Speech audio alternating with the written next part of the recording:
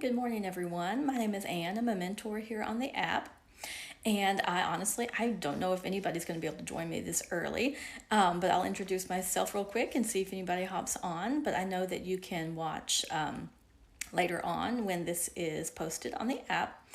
My name is Anne. I'm a mentor here in the app. I think I already said that. And I've got two kids. I have one who is finishing his freshman year in college and one who is a junior in high school.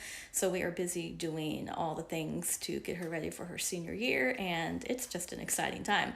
But I wanted to share a little bit of information about homeschool conventions with you because we are in the thick of homeschool convention season, and I'll be starting to work at one tomorrow. And I wanted you to know what happens at a homeschool convention if you have never been to one and never looked into one. So I looked at the list of things going on at the one that I will be at, and one of the things that there is a lot of at a homeschool convention are speakers. And I listed the types of speakers that are going to be at the one that I'll be at. This weekend, there are authors of books. There are radio personalities, there are entrepreneurs, there are founders of organizations, there are podcast hosts, and even entertainment. There is going to be some improv comedy at the one where I will be. So lots and lots of speakers. Another aspect of conventions is the exhibit hall. And the exhibit hall is a big, giant space where vendors and curriculum companies can set up things so that you can see all the things.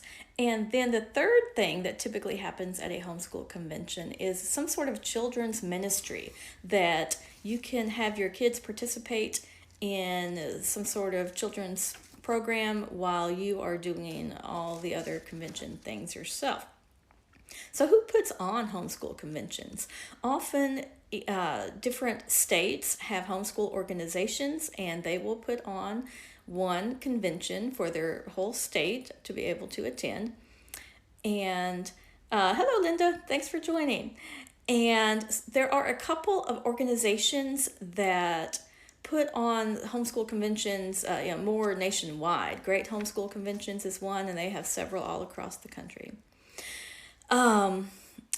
So benefits. Why would you want to seek out a homeschool convention to go to if you do happen to live near one?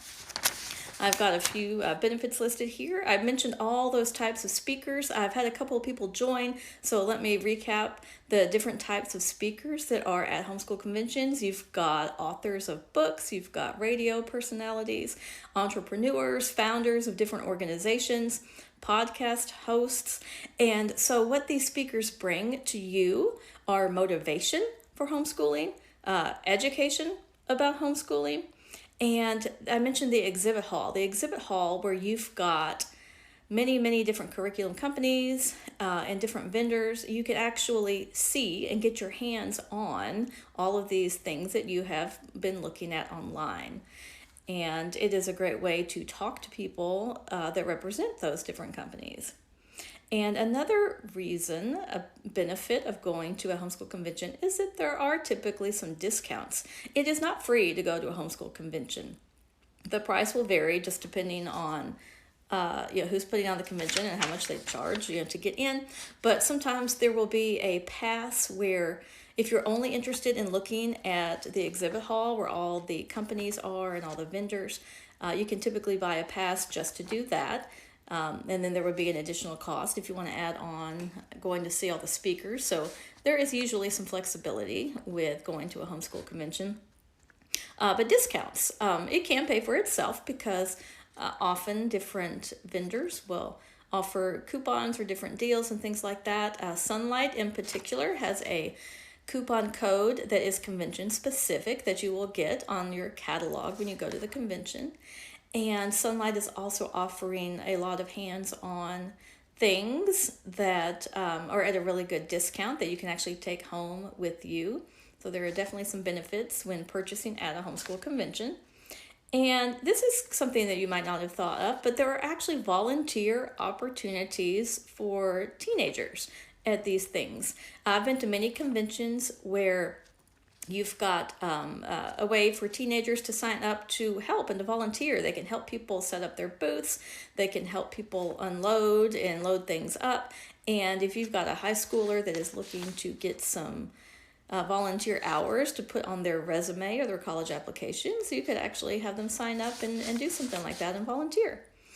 And then last but not least, you experience definitely a sense of community within the homeschool world.